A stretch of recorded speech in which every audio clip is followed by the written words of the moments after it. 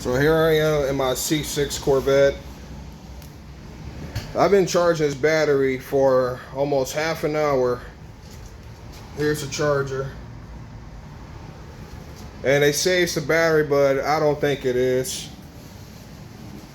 And so whenever I sit in the car to open it, all the time, and see, usually it makes this rumble noise in here, but it's not doing anything. And whenever I try to like charge it, it'll do this. It'll flicker. See, just like that. Now, the guy at O'Reilly says a starter.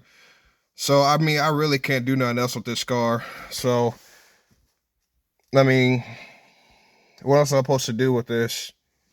Usually, cause see, my key fobs, I'll put it in here, which I'm gonna take it out real quick. Cause it's a dead fob. And there's no light at all at the same time. The light won't turn on, because usually it'll do that. And you see, even when I let this flap up, nothing. So, I mean, I don't know. It'll just flicker like that. So I don't know what else to do. Yep.